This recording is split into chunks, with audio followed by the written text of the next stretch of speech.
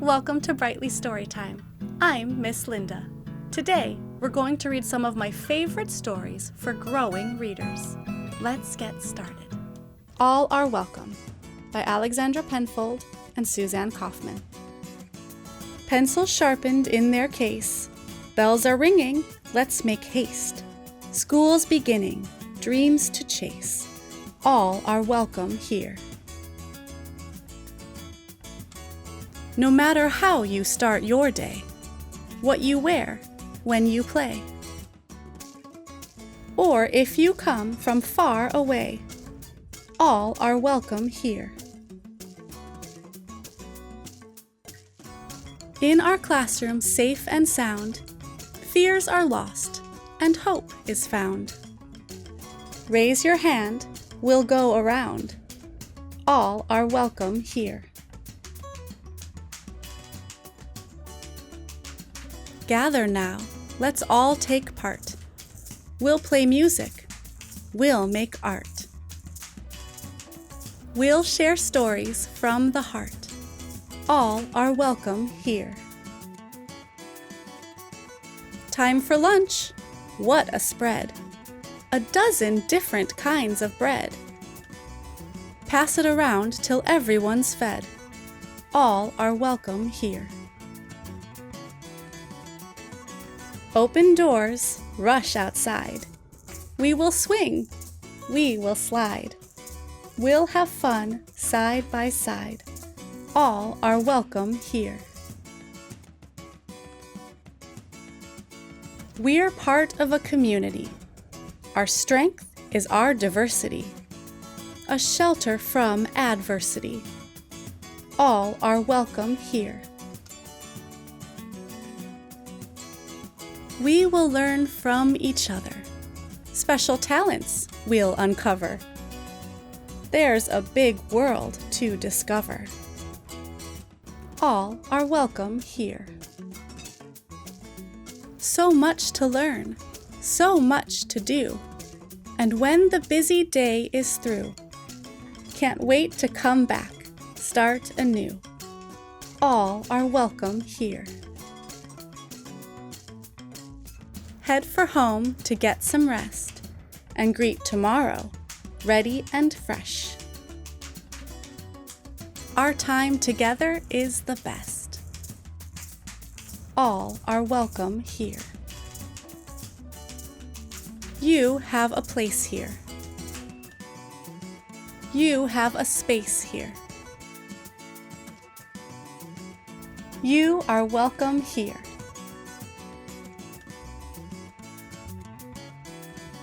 The Lorax by Dr. Seuss. At the far end of town, where the grickle grass grows, and the wind smells slow and sour when it blows, and no birds ever sing excepting old crows, is the street of the lifted Lorax. And deep in the grickle grass, some people say, if you look deep enough, you can still see today where the Lorax once stood, just as long as it could, before somebody lifted the Lorax away. What was the Lorax, and why was it there? And why was it lifted and taken somewhere, from the far end of town where the grickle grass grows? The old Onceler still lives here. Ask him. He knows. You won't see the Onceler. Don't knock at his door. He stays in his lurkum on top of his store. He lurks in his lurkum, cold under the roof, where he makes his own clothes out of muffered moof. And on special dank midnights in August he peeks out of the shutters, and sometimes he speaks and tells how the Lorax was lifted away. He'll tell you, perhaps, if you're willing to pay. On the end of a rope, he lets down a tin pail, and you have to toss in 15 cents and a nail, and the shell of a great, great, great grandfather snail. Then he pulls up the pail, makes a most careful count, to see if you've paid him the proper amount. Then he hides what you paid him away in his snuv, his secret strange hole in his grovulous glove. Then he grunts, "I will call you by whisper-mophone, for the secrets I tell are for your ears alone." Slop! Down slups the whisper-mophone to your ear, and the old Onceler's whispers are not very clear, since they have to come down through a snurgly hose, and he sounds as if he had smallish bees up his nose. "Now I'll tell you," he says, with his teeth sounding gray, "how the Lorax got lifted and taken away. It all started way back, such a long, long time back. Way back in the days when the grass was still green, and the pond was still wet, and the clouds were still clean, and the song of the swami swans rang out in space. One morning, I came to this glorious place.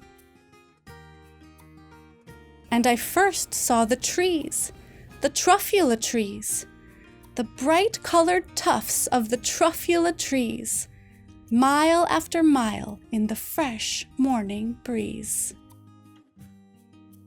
And under the trees, I saw brown barbaloots, frisking about in their barbaloot suits, as they played in the shade and ate truffula fruits. From the ripulous pond came the comfortable sound of the humming fish humming while splashing around. But those trees, those truffula trees, all my life I'd been searching for trees such as these. The touch of their tufts was much softer than silk, and they had the sweet smell of fresh butterfly milk. I felt a great leaping of joy in my heart. I knew just what I'd do. I unloaded my cart. In no time at all, I had built a small shop. Then I chopped down a truffula tree with one chop, and with great skillful skill, and with great speedy speed, I took the soft tuft, and I knitted a thneed. The instant I'd finished, I heard a gazump. I looked. I saw something pop out of the stump of the tree I'd chopped down. It was sort of a man. Describe him? That's hard. I don't know if I can. He was shortish, and oldish, and brownish, and mossy, and he spoke with a voice that was sharpish and bossy. "Mister," he said with a sawdusty sneeze, "I am the Lorax. I speak for the trees. I speak for the trees have no tongues, and I'm asking you, sir, at the top of my lungs." He was very upset as he shouted and puffed, "What's that thing you've made out of my truffula tuft?" "Look, Lorax," I said, "there's no cause for alarm. I chopped just one tree. I am doing no harm. I'm being quite useful. This thing is a thneed. A thneed's a fine something that all people need. It's a shirt. It's a sock. It's a glove. It's a hat. But it has other uses. Yes, far beyond that. You can use it for carpets, for pillows, for sheets, or curtains, or covers for bicycle seats." The Lorax said, "Sir, You are crazy with greed. There is no one on earth who would buy that fool Thneed."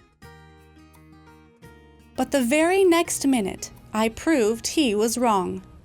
For just at that minute a chap came along, and he thought that the Thneed I had knitted was great. He happily bought it for $3.98. I laughed at the Lorax. "You poor stupid guy. You never can tell what some people will buy."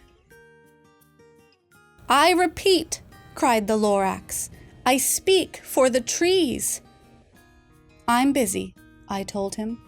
"Shut up, if you please." I rushed across the room and in no time at all built a radio phone. I put in a quick call. I called all my brothers and uncles and aunts, and I said, "Listen here. Here's a wonderful chance for the whole Onceler family to get mighty rich. Get over here fast. Take the road to North Nitch. Turn left at Weehawken, sharp right at South Stitch." And in no time at all, in the factory I built, the whole Onceler family was working full tilt. We were all knitting Thneeds, just as busy as bees, to the sound of the chopping of truffula trees. Then, oh baby, oh, how my business did grow. Now, chopping one tree at a time was too slow. So I quickly invented my super axe hacker, which whacked off 4 truffula trees at one smacker. We were making Thneeds 4 times as fast as before. And that Lorax? He didn't show up anymore. But the next week, he knocked on my new office door. He snapped, "I'm the Lorax who speaks for the trees which you seem to be chopping as fast as you please. But I'm also in charge of the brown barbaloots who played in the shade in their barbaloot suits and happily lived eating truffula fruits. Now, thanks to your hacking my trees to the ground, there's not enough truffula fruit to go round, and my poor barbaloots are all getting the crummies because they have gas and no food in their tummies. They loved living here, but I can't let them stay. They'll have to find food, and I hope that they may. Good luck, boys," he cried, and he sent them away. I, the Onceler, felt sad as I watched them all go. But business is business, and business must grow, regardless of crummies in tummies, you know. I meant no harm. I most truly did not. But I had to grow bigger, so bigger I got. I biggered my factory. I biggered my roads. I biggered my wagons. I biggered the loads of the Thneeds I shipped out. I was shipping them forth to the south, to the east, to the west, to the north. I went right on biggering, selling more Thneeds, and I biggered my money, which everyone needs. Then again he came back. I was fixing some pipes when that old nuisance Lorax came back with more gripes. I am the Lorax. He coughed and he whiffed. He sneezed and he snuffled. He snargled. He sniffed. Onceler, he cried with a cruffulous croak. Onceler, you're making such smogulous smoke. My poor swami swans, why they can't sing a note. No one can sing who has smog in his throat. "And so," said the Lorax, "please pardon my cough. They cannot live here, so I'm sending them off." "Where will they go?" "I don't hopefully know. They may have to fly for a month or a year to escape from the smog you've smogged up around here." "What's more," snapped the Lorax, his dander was up, "let me say a few words about Gluppity-Glup. Your machinery chugs on day and night without stop, making Gluppity-Glup, also Schloppity-Schlop. And what do you do with this leftover goo? I'll show you, you dirty old Onceler man, you. You're glumping the pond where the humming fish hummed. No more can they hum, for their gills are all gummed. So I'm sending them off. Oh, their future is dreary. They'll walk on their fins and get woefully weary in search of some water that isn't so smeary. And then I got mad. I got terribly mad. I yelled at the Lorax, "Now listen here, Dad. All you do is yap yap and say bad, bad, bad, bad. Well, I have my rights, sir, and I'm telling you, I intend to go on doing just what I do. And for your information, you Lorax, I'm figuring on biggering, and biggering, and biggering, and biggering, turning more truffula trees into thneeds, which everyone needs."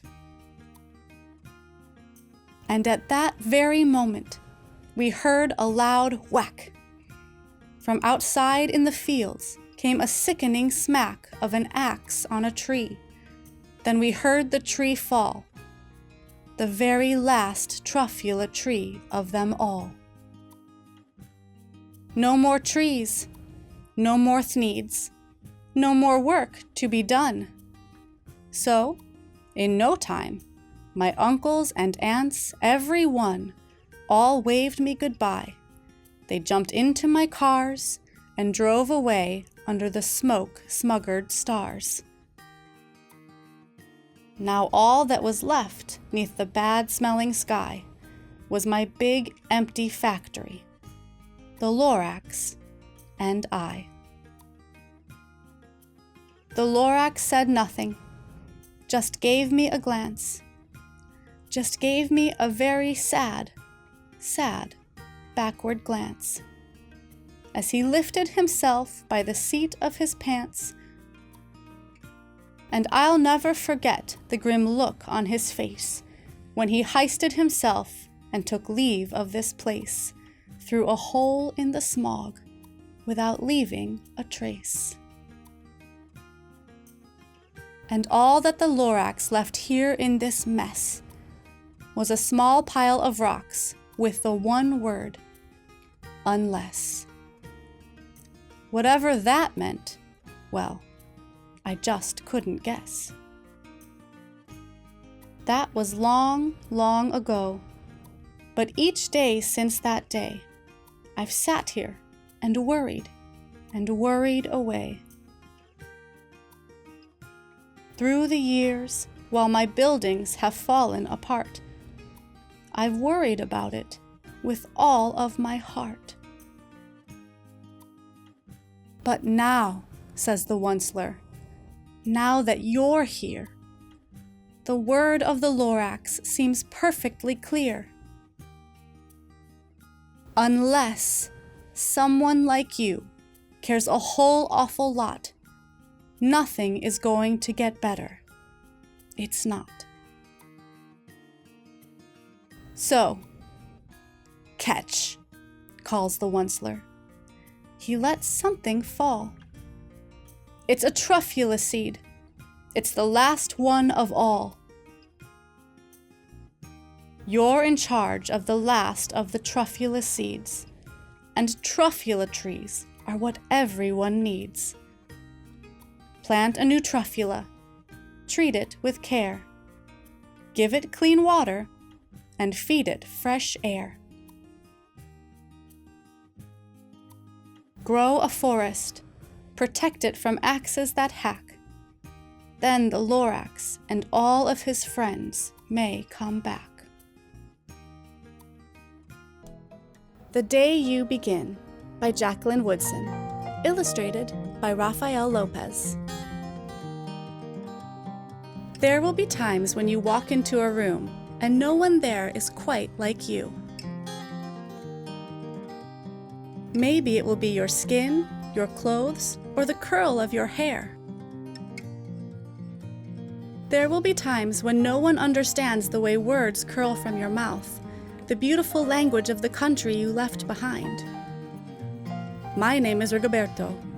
We just moved here from Venezuela.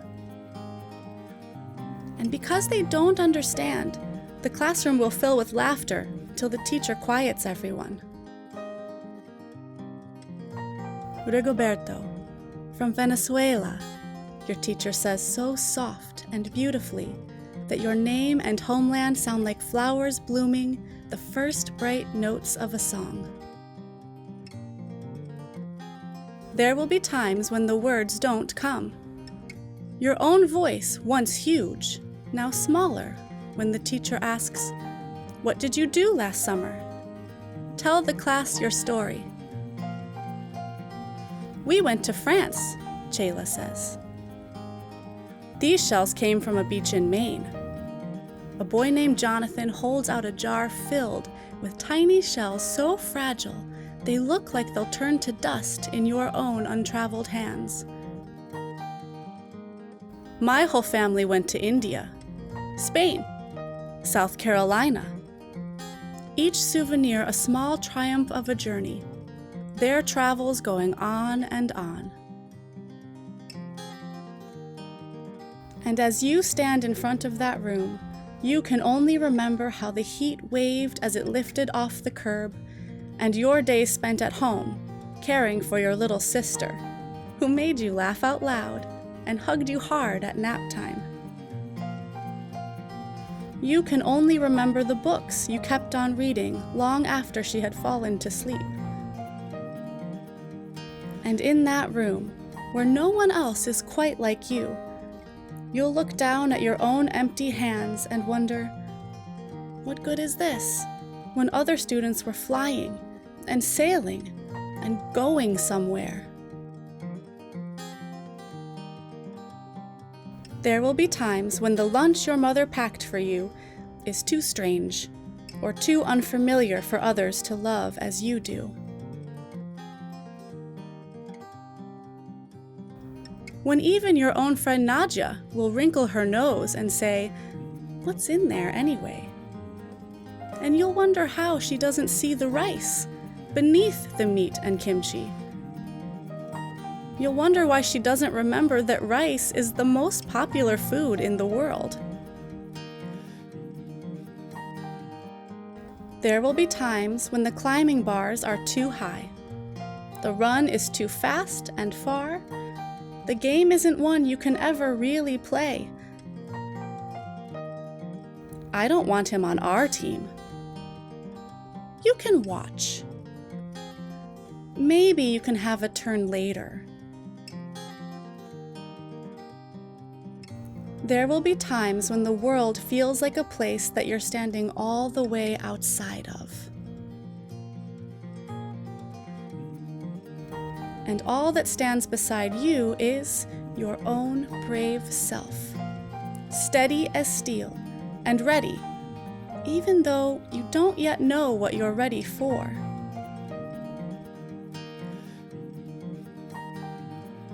There will be times when you walk into a room and no one there is quite like you, until the day you begin to share your stories. My name is Angelina, and I spent my whole summer with my little sister, you tell the class, your voice stronger than it was a minute ago, reading books and telling stories.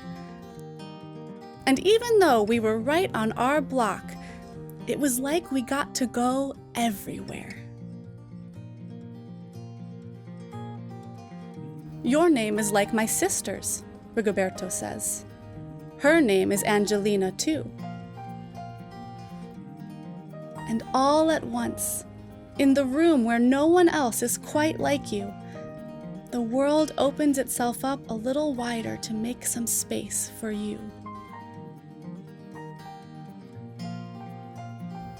This is the day you begin to find the places inside your laughter and your lunches, your books, your travel, and your stories. Where every new friend has something a little like you, and something else so fabulously not quite like you at all.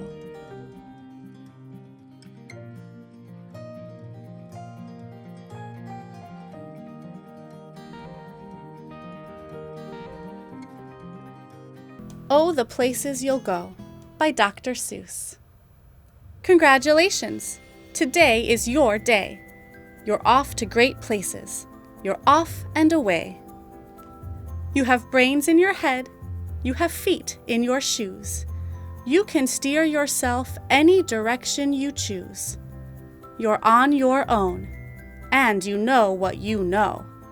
And you are the guy who'll decide where to go. You'll look up and down streets, look 'em over with care. About some you will say, I don't choose to go there. With your head full of brains and your shoes full of feet, you're too smart to go down any not-so-good street. And you may not find any you'll want to go down. In that case, of course, you'll head straight out of town. It's opener there, in the wide, open air. Out there, things can happen, and frequently do, to people as brainy and footsy as you. And when things start to happen, don't worry, don't stew. Just go right along.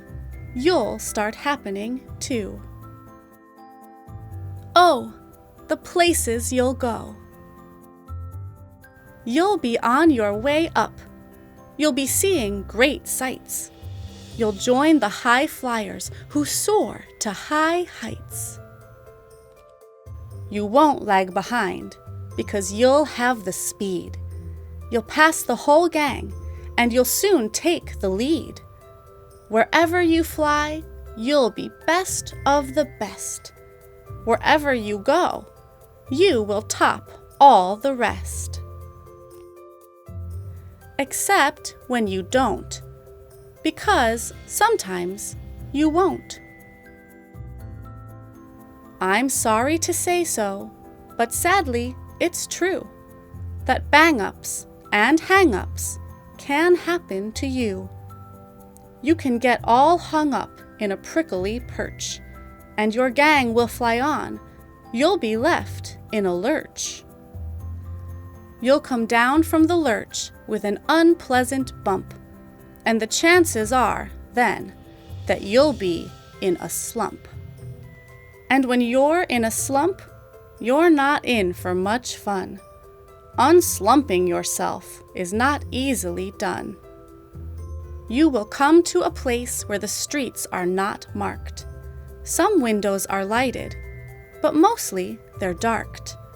A place you could sprain both your elbow and chin. Do you dare to stay out? Do you dare to go in? How much can you lose?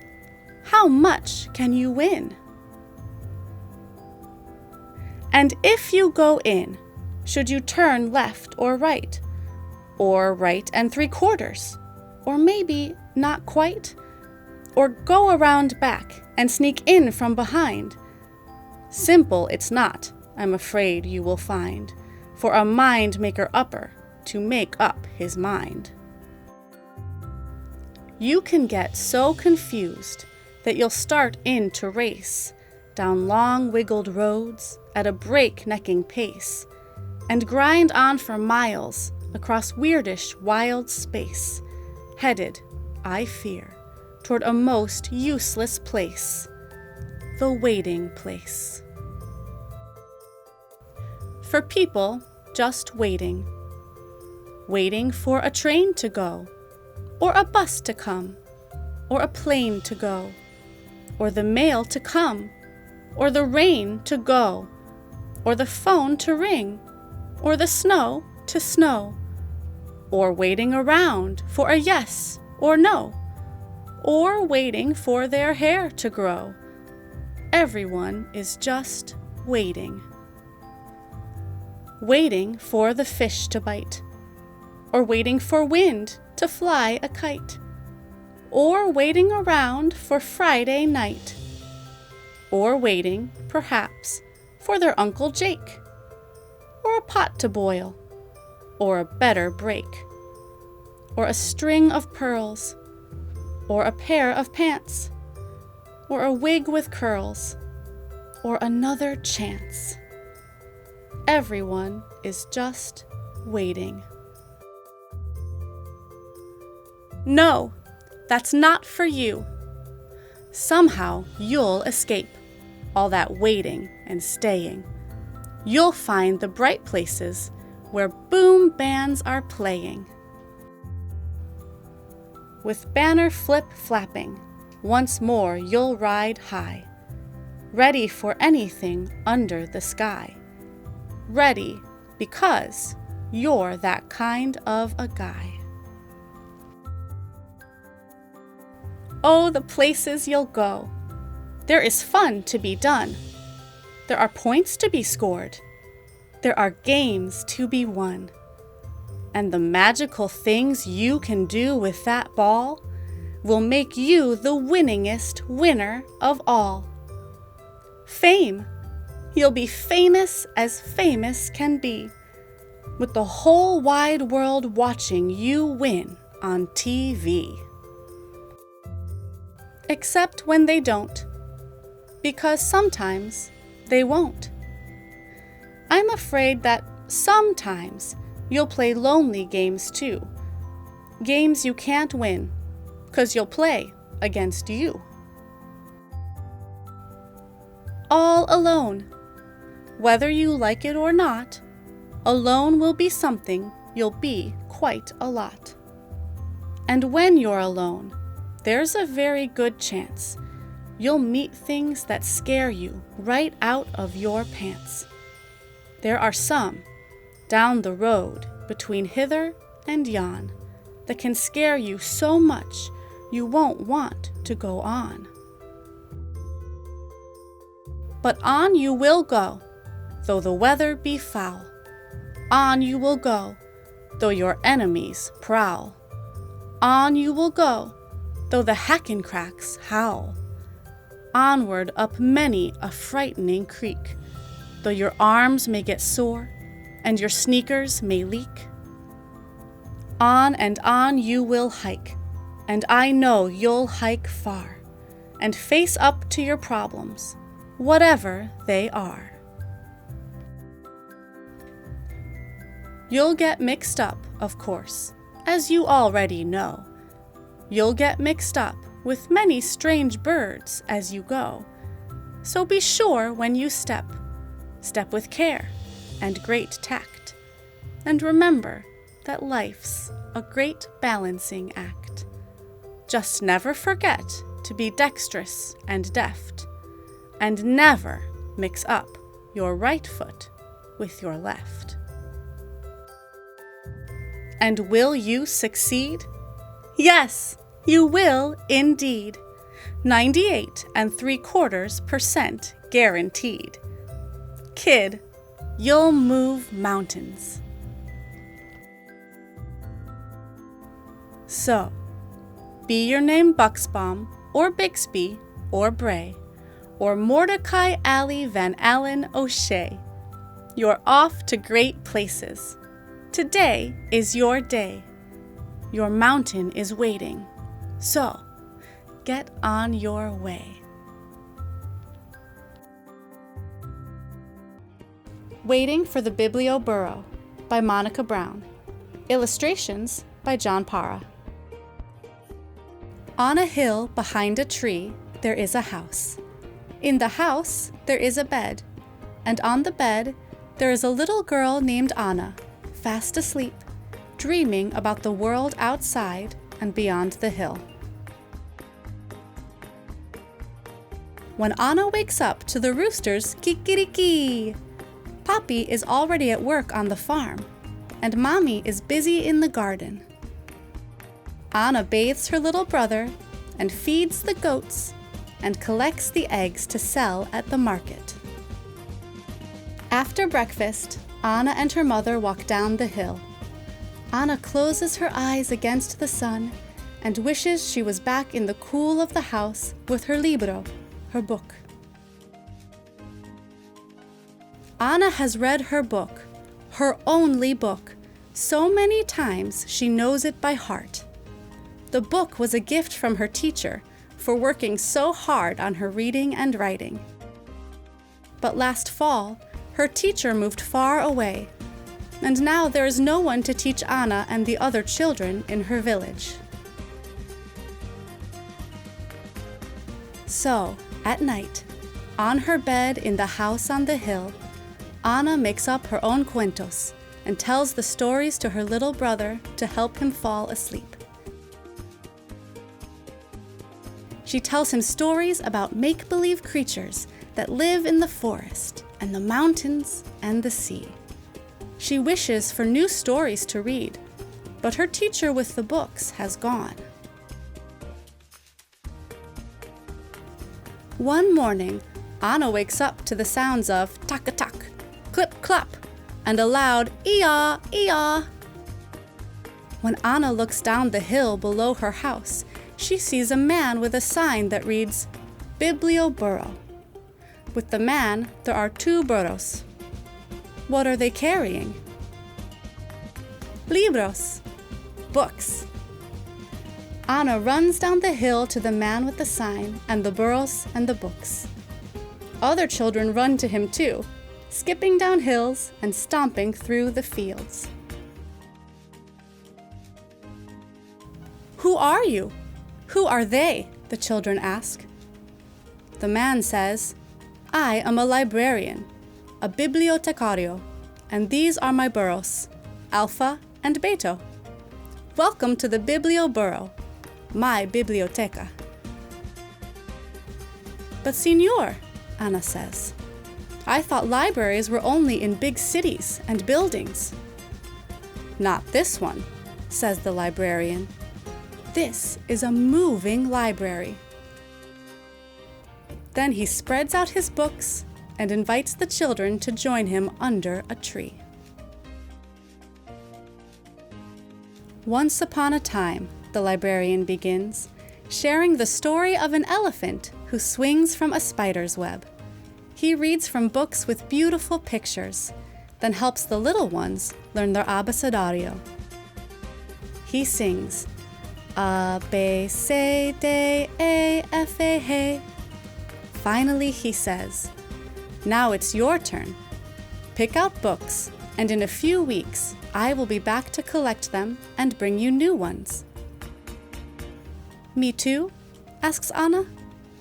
Especially you, says the librarian with a smile. So many cuentos. While Alpha and Beto chomp the sweet grass under the tree, Anna picks up book after book and finds pink dolphins and blue butterflies, castles and fairies, talking lions and magic carpets. Someone should write a story about your burros, Anna tells the librarian, rubbing Alpha's nose and feeding more grass to Beto. Why don't you? He asks. Then he packs up the books and is off. Enjoy, he calls to the children. I will be back. Anna runs up the hill to her house, hugging the books to her chest. She can't wait to share her books with her brother, and that night she reads until she can't keep her eyes open any longer. Each morning, Anna does her chores and reads and looks out her window. She listens for the sounds of Alpha and Beta. But weeks pass, and the librarian doesn't return. "When will he come back?" she asks her mother, who smiles and says, "Go read, Anna." "When will he come back?" she asks her mother, who smiles and says, "Go draw, Anna." "When will he come back?" she asks her mother, who smiles and says, "Go write, Anna." "When will he come back?" she asks her mother, who finally says, "Go to bed, Anna." One night, Anna dreams she is flying over her country on a butterfly's back. In her dream, she crosses mountains and oceans and rivers and jungles, bringing stories everywhere she goes. Stories fly from her mouth and fingers like magic, falling into the hands of the children waiting below. When Anna wakes up, she misses Alpha and Beta and the Biblioburro's books. She remembers that the librarian told her that she could write a book. And so, with paper and string and colored pencils, she does. Finally, just when Anna thinks she'll never see the Biblioburro again, she wakes up to "Ee-ah, ee-ah," and children yelling. She runs down the hill with her library books and a special surprise of her very own. "I wrote this cuento for you," she says. "Que bueno," the librarian says, and then he reads her story to the children under the tree. When it's time to go, Anna's book is packed carefully on the burro's back, ready to be carried away over the hills and through the fields to another child who is asleep on a bed, in a house, on a hill behind a tree, dreaming of Alpha and Beta and all the new stories the Biblioburro will bring. Come back to read more stories together anytime you'd like, or find more books to read yourself at readbrightly.com. Bye.